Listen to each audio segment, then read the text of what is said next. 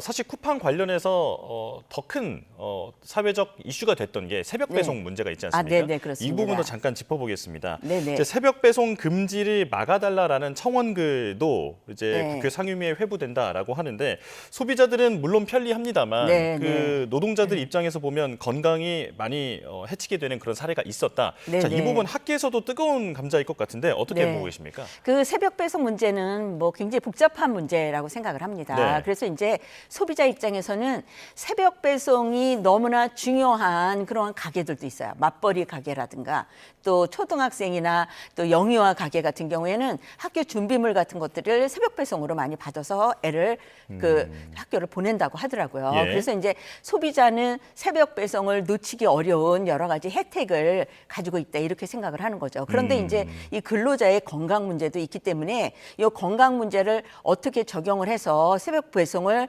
이제 그 정리할 것인가 그런 이제 우리가 논의를 해야 되고 여기서 이제 또 한 가지 중요한 것은 그 새벽 배송을 하기 위해서 배송하는 라이더도 있고요. 네. 배송을 위해서 준비를 해야 되는 직원도 있습니다. 그런데 이제 그 준비하는 직원이나 라이더 입장에서는 또 수입이 또 끊겨지는 그러한 또 뭐 요인이 될 수도 있습니다. 그렇기 때문에 그 막상 우리가 이제 근로자의 건강을 위한다라고 하지만 그 근로자 본인이 어떻게 생각하는지 그것도 굉장히 중요한 요소가 아니냐 이렇게 생각을 해서 이렇게 단순하게 얘기할 거는 아니다 이렇게 생각합니다.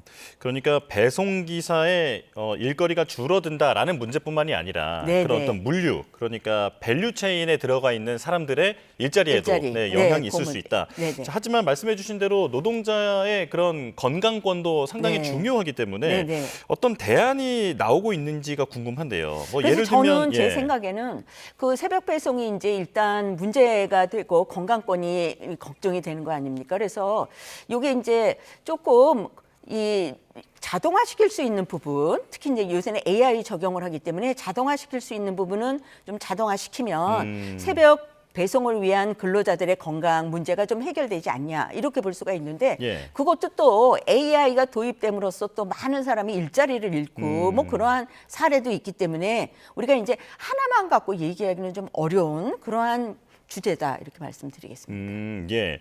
자, 그렇다면 네. 그 어떤 새벽의 특정 시간만 새벽 배송을 좀 제한하자라는 얘기도 있더라고요. 예를 네네. 들면 뭐 새벽 1시에서 5시 사이에는 배송을 못 하도록 하자. 아, 이런 네. 식의 절충형 대안도 있던데 이건 어떻게 보십니까? 그 제가 보기에 새벽 뭐 그것도 좋은 제안이라고 생각을 하는데 5시는 저는 좀 아닌 것 같아요. 네, 왜냐하면 이게 이제 배송이 되고 시간이 있기 때문에 제가 생각하기엔 한 1시에서 한 3시나 4시 정도로 해야지 5시로 하면 사실은 새벽 배송 자체가 좀 어려워지는 거 아니냐 이런 예. 생각이 듭니다.